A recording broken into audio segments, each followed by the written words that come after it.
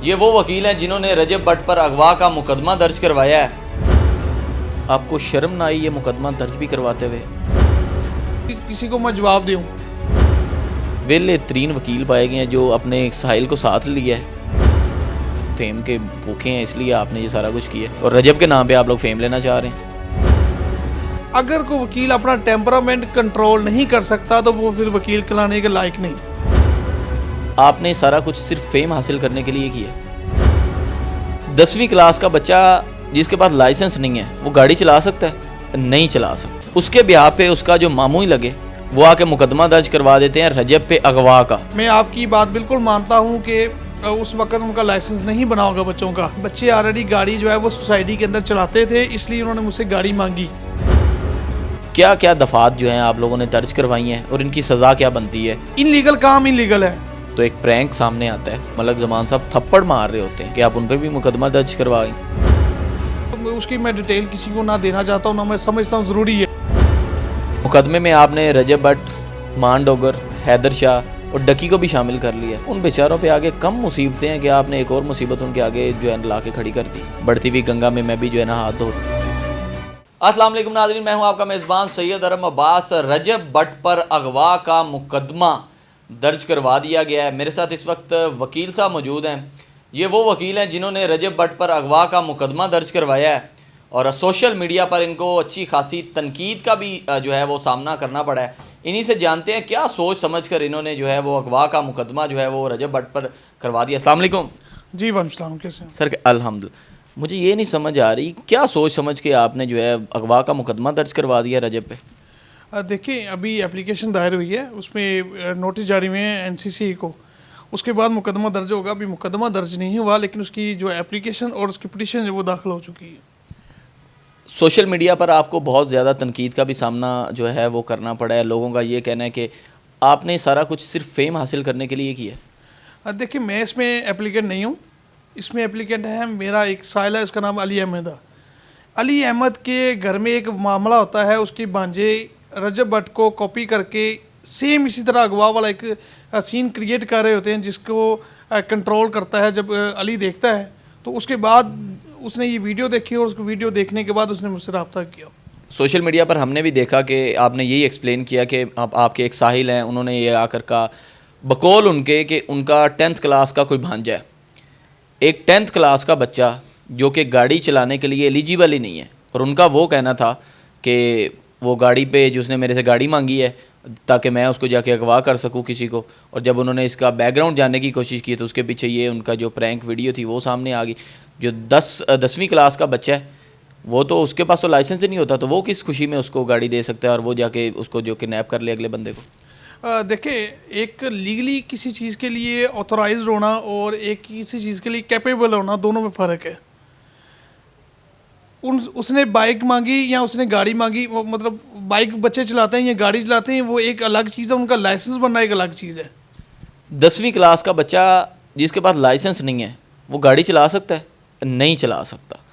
उसके ब्याह पे उसका जो मामू ही लगे वो आके मुकदमा दर्ज करवा देते हैं रजब पे अगवा का कि इन्होंने ऐसा काम किया, मेरे भांजे ने उनको कॉपी करने की कोशिश की। क्या आया उनको ये नहीं चाहिए था कि पहले अपने भांजे की काउंसलिंग करें, उसको बताएं आप तो गाड़ी चला ही नहीं सकते, आपके पास तो लाइसेंस ही नहीं है। देखिए, वो जो अक्सर सोसाइटीज़ में बच्चे चलाते हैं गाड़ी, वो सीख भी लेते हैं छोटी उम्र के।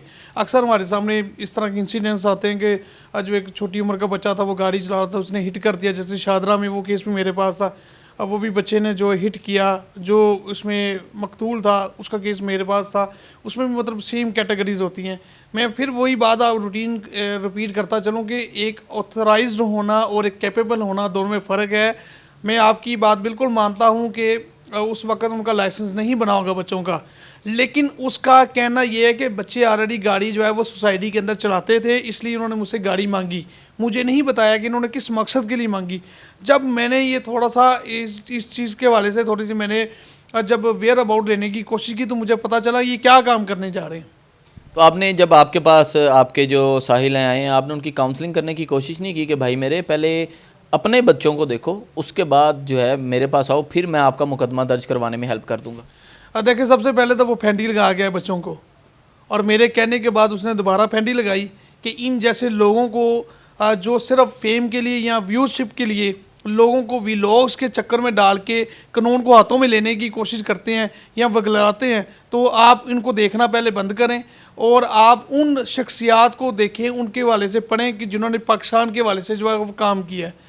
और दूसरे नंबर पे वो इस बात से अज़म था कि मैं सोशल मीडिया पे वो तमाम तर एलिमेंट जो कि एंटी सोशल है, इनलीगल है, उन तमाम मटीरियल को रिमूव करवाना चाहता हूँ।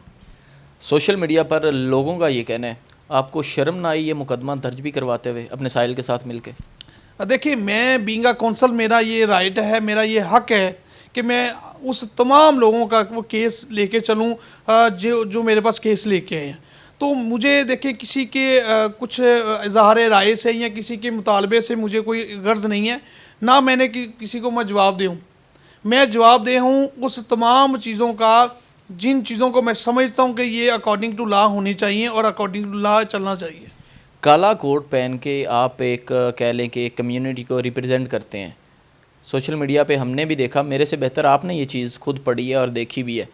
क्यों वकील लोग फेम के भूखे हो गए हैं रजब के पीछे? देखिए, हु इज़ द रजब? रजब कौन है? मुझे इस चीज़ का इस टाइम देखा जाए तो जिस पे आप लोगों ने मुकदमा दर्ज किया हुआ है तो वो मुलजिम है अकॉर्डिंग टू यू। जी देखिए, मैं ये कहता हूँ कि वकला ने उन तमाम लोगों के केसेस, अभी पीछे आप देखें जस्टिस साहिबान हैं, हाई कोर्ट के जस्टिस साहिबान सुप्रीम कोर्ट गए, या उसके अलावा जितने भी आप प्राइम मिनिस्टर ऑफ पाकिस्तान हैं, इसके अलावा बड़ी बड़ी शख्सियत हैं, वो वकील के थ्रू ही अदालतों में जाते हैं। वो वैसे तो नहीं जाते अदालतों में। उन्होंने जब भी कोई बेल एप्लीकेशन फाइल करनी होती हैं या तमाम चीज़ें करनी होती हैं, वो थ्रू कौंसल ही जाते हैं। क्या रजब अकेला चला जाता है अदालत में? वो भी उसके साथ तो उसकी पूरी लीगल टीम होती है वकला की। ठीक है, वकला की टीम होती नहीं, यानी कि उसका जो रिप्रेजेंटेटर है वो कौन है? वो वकील है। ठीक है, उसने उसके थ्रू ही उसने अदालत में जाना। तो मेरा साइल अगर वकील के थ्रू आ रहा है तो उसमें कौन सी कबाहत है? आपके साहिल तो मुझे यही लग रहे हैं कि उनके पास तो कोई और काम ही नहीं रह गया, और आपने भी उनकी कोई काउंसलिंग करने की कोई ख़ास जो है कोशिश नहीं की कि आप ही उनको जो है अच्छा सा जो है ना कंपलसेट कर लेते, उनको बता देते कि आपको इस तरह के काम नहीं करने चाहिए। मुकदमे में क्या क्या दफ़ात जो हैं आप लोगों ने दर्ज करवाई हैं और इनकी सज़ा क्या बनती है जो है ना कानून के मुताबिक?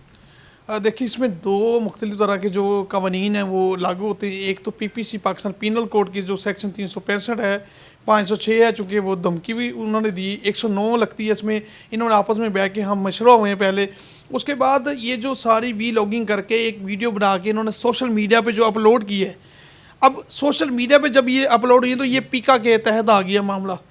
जब आप लोगों की काउंसलिंग कर रहे हैं, यानी कि थ्रू सोशल मीडिया आप लोगों की काउंसलिंग कर रहे हैं कि आप इनलीगल काम करें, आप कानून को अपने हाथों में लें, अगर आपको किसी से कोई गरज है, किसी से कोई मसला बन गया, आप जाके इंतकाम लें, आप उनके बंदे को अगवा कर लें, आप उनको मारपीट करें, तो यानी मतलब कानून आपकी तो चीज़ रह नहीं गई।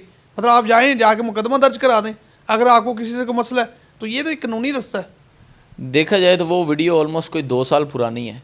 उनको अभी याद आया कि यार 2 साल पुरानी वीडियो है तो मैं इस पे जाके मुकदमा ही दर्ज करवाऊँ, कोई इतने ही वेले थे? देखिए, वीडियो चाहे 2 साल पुरानी है चाहे 20 साल पुरानी है, इनलीगल काम इनलीगल है।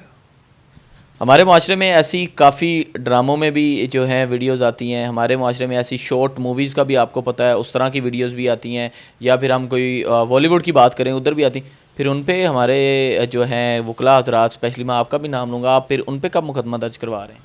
देखिए, दो चीज़ें हैं। जो एक शॉर्ट मूवीज़ होती हैं, फिल्म्स होती हैं, ड्रामाज होते हैं, उनकी प्रॉपर एक सेंसरशिप होती है, उनकी प्रॉपर एक कह लें कि रेगुलाइजेशन होती है, और अप्रूवल के बाद ये बनती वीडियो। मुख्तलिफ यूनिफॉर्म पहने जाते हैं, वकला के पहने जाते हैं, जजेस के पहने जाते हैं, पुलिस के पहने जाते हैं, सरकारी अदारों में वीडियोस बनती हैं। तो वो तमाम चीज़ें जो है वो आफ्टर अप्रूवल होती हैं, और जिसके ऊपर ये शुरू में या एंड पे ये लिखा जाता है, ये बताया जाता है कि ये वीडियो का मकसद सिर्फ जो है वो पब्लिक अवेयरनेस है, या इसका जो मतलब जो है वो सिर्फ और सिर्फ प्रैंक के तौर पे है, फ़न के तौर पे है, ना कि इस वीडियो में कहाँ पे ये बताया गया उन्होंने, या ये उन्होंने ये बताया। ये सबको पता था। मैं सर यहाँ पे आपको काउंटर करूँगा, ये सबको पता था। ये वो रजब को फॉलो करते आ रहे हैं, जो डकी को फॉलो करते आ रहे हैं, ये उन सबको अच्छे से पता था कि ये दोनों आपस में प्रैंक करें। रजब ने भी जब वीडियो अपलोड की उसके बाद उन्होंने पूरा इसको एक्सप्लेन किया, और जब डकी ने अपने अक्सर व्लॉग्स वगैरह में लोग उसको पूछते हैं कि आपकी और रजब की दोस्ती कब हुई, तो बड़ा हंस के बताता है जब हमारी वो फेक फाइट वाली वीडियो सामने आई ना, तब हम, उससे पहले हम बहुत अच्छे दोस्त थे। देखिए कई लोगों को पता हो सकता है, लेकिन जो नौजवान नस्ल है, जो नई जो बच्चे जो इस वक्त जवान हो रहे हैं, उन्होंने सोशल मीडिया पे जो चीज़ें देखनी है उन्होंने पिक करनी है। मलक ज़मान पर आप मुकदमा कब दर्ज करवा रहे हैं? वो कौन है? आपने जैसा कि इस प्रैंक पे मुकदमा दर्ज करवाया, अभी मैं आज से 8 दिन पीछे जाऊं तो एक प्रैंक सामने आता है एक नौजवान की जानिब से, जिसको मलक ज़मान साहब थप्पड़ मार रहे होते हैं। वो भी एक प्रैंक होता है। वहाँ पे तो डायरेक्ट उन्होंने थप्पड़ मारा है, इसका मतलब तो ये भी है कि आप उन पर भी मुकदमा दर्ज करवाएंगे। देखिए वो आप बिल्कुल वो वीडियो मुझे दिखाएं, अगर उसके अंदर कोई इनलीगल एक्टिविटी, उसमें इनलीगल एक्टिविटी ज़रूर है अकॉर्डिंग टू यू, कि इस तरह की वीडियोस जो हैं हमारे आने वाले बच्चों को या माशरे को ख़राब करती हैं। उसमें इनलीगल एक्टिविटी ये दर्ज की गई है कि एक शख्स है, वो गाड़ी में किसी की डेड बॉडी लेके आता है जो कि रियल नहीं होती, एक शख्स जो कि ज़िंदा ही होता है। उसने उसको प्रिटेंड ये करवाया गया है कि ये डेड है, और वो मलिक ज़मान के पास आता है किसी रिसोर्स के थ्रू और बताता है जी मेरे से ये एक मर्डर हो गया है, तो आप मेरी हेल्प आउट करें। आप लोगों की हेल्प आउट करते हैं और मलिक साहब उसको जो है थप्पड़ मारते हैं कि किस तरह का तुमने काम किया और मैं क्यों तुम्हारी हेल्प करूं। तो इसका मतलब तो ये है कि माशरे में वो भी लोग देखेंगे, बच्चे ख़राब होंगे, तो आप फिर उन पर भी जाके मुकदमा दर्ज करवाएंगे। देखिए पहले नंबर पे तो जब तक वीडियो सामने नहीं आएगी मैं आपको उसका प्रॉपर जवाब नहीं दे सकता। दूसरे नंबर पे आप वीडियो दिखाइए, अगर उसमें कोई इस तरह का एलिमेंट है आप उसमें एप्लीकेंट बने, मैं इंशाल्लाह ताला आपकी तरफ से। मैं क्यों एप्लीकेंट बनूँ? आप वकील हैं, कानून को समझते हैं, यहाँ पे हज़ारों केस हैं। आप उनको, अगर मैं बसंत की भी बात करूँगा, बसंत के लिए आपको किसी ने स्पेशली आके नहीं कहा कि आप उस पर केस करें। आपने अपनी तरफ से जो चीज़ आप लोगों को समझ आई है तो आपने वो देखते हुए जो है इतने इदारों पर केस किया। देखिए मैं जो बसंत का केस है वो भी एक एप्लीकेंट की तरफ से है। ये सारे केस, सारे एप्लीकेंट, आप कौन से ऐसे एप्लीकेंट हैं जो इतनी, आज के दौर में देखा जाए तो लोगों के पास खाने के लिए कुछ भी नहीं है, तो ये अदालतों के चक्कर कौन काटेगा? इतने ही वेले हैं आपके सारे एप्लीकेंट। जो पब्लिक इंटरेस्ट लिटिगेशन करने वाले हैं वो, उनके पास टाइम भी है, उनके पास पैसा भी है, वो सारी चीज़ों को फेस करने के लिए भी तैयार हैं, वो आने के लिए भी तैयार हैं, वो जाने के लिए भी तैयार हैं। लोगों का ये कहना है कि आप तो बड़े ही कोई वेले तरीन वकील पाए गए हैं जो अपने एक साहिल को साथ लिया है बकौल उनके, और आपने जाके मुकदमा भी दर्ज करवा दिया और बार बार वीडियोस अपलोड कर रहे हैं। आप फेम के भूखे हैं, इसलिए आपने ये सारा कुछ किया, और रजब के नाम पे आप लोग फेम लेना चाह रहे हैं। देखिए मेरे ख्याल से इस केस से बड़ा इस वक्त मेरा पतंग वाला जो है वो केस चल रहा है। लोगों को इस चीज़ का नहीं पता, लोगों को अब आके पता चल रहा है कि आपने इसके अलावा पतंग वाला भी कोई केस किया हुआ है। ठीक है, उसके अलावा बेतहाशा मेरे पब्लिक इंटरेस्ट लिटिगेशन चल रही है, हाई कोर्ट में पेंडिंग है, नीचे लॉर्ड्स कोर्ट में पेंडिंग है, मेरे अपने जो पर्सनल केसेस हैं। खैर वो उसकी मैं डिटेल किसी को ना देना चाहता हूँ, ना मैं समझता हूँ ज़रूरी है। जो मुझे जानते हैं, जो मेरे से ऑलरेडी मेरे साइल हैं, उनको अच्छे तरीके से पता है मेरी शख्सियत का, मैं क्या हूँ, कैसे हूँ और क्यों हूँ। तो लिहाजा मुझे उन तमाम कमेंट सेक्शन पे उन लोगों की उन तमाम बातों से कोई गर्ज नहीं है। मुनीब भाई, एक वकील जब तनकीद सहता है, साफ ज़ाहिर है वकील है, कानून भी जानता है, उसको कैसा लगता है? उसका दिल नहीं करता कि मैं अब इस पे भी मुकदमा दर्ज करवा दूं? ये कौन शख्स है जो मेरे पे, इनकी जुर्रत कैसी हुई कि मेरे पे तनकीद करे? देखिए एक वकील का जो सबसे पहले जो एक उसका टेम्परामेंट है, अगर कोई वकील अपना टेम्परामेंट कंट्रोल नहीं कर सकता तो वो फिर वकील कहलाने के लायक नहीं, मैं ये समझता हूँ। क्योंकि अदालतों में हम क्या करते हैं कि जब दोनों तरफ से आर्गूमेंट्स किए जाते हैं तो रिबटल में हमने बड़े पोलाइटली उसका रिबटल देना होता है, ना कि उसके गले पड़ जाना होता है। तो ये जो मैं समझता हूँ कि जो वकील है उसका टेम्परामेंट होना चाहिए पहले। इस मुकदमे में आपने रजब भट्ट, मान डोगर, हैदर शाह और डकी को भी शामिल कर लिया। उन बेचारों पे आगे कम मुसीबतें हैं कि आपने एक और मुसीबत उनके आगे जो है ला के खड़ी कर दी। देखिए इंसान के ऊपर जो मामला पड़ते हैं वो उसके अपने अमाल की वजह से होते हैं। उनके अमाल ठीक नहीं है, इसलिए आपने भी कहा ये चले मैं बढ़ती हुई गंगा में मैं भी जो है ना हाथ धो लूँ। नहीं, मैंने क्या जाना, मैंने आपको बता रहा हूँ कि मेरा साहिल मेरे पास है, मैं आपकी साहिल को लेके चल। हमारी कोशिश रहेगी कि हम इनके साहिल से भी ज़रूर मिलें, उनसे भी बात करेंगे, उनका जो है ना जानना बहुत ज़रूरी है, क्योंकि यहाँ पे बड़े सवालात उठ रहे हैं उनके साहिल के बकौल कि जो उनके भांजे ने ऐसा किया जो कि 10th क्लास का स्टूडेंट था, और 10th क्लास का स्टूडेंट वो गाड़ी भी नहीं चला सकता और उसके पास लाइसेंस भी नहीं है, और कानून की और भी बहुत ज़्यादा कह सकते हैं कि वो खिलाफ वर्जियाँ ज़रूर करेगा।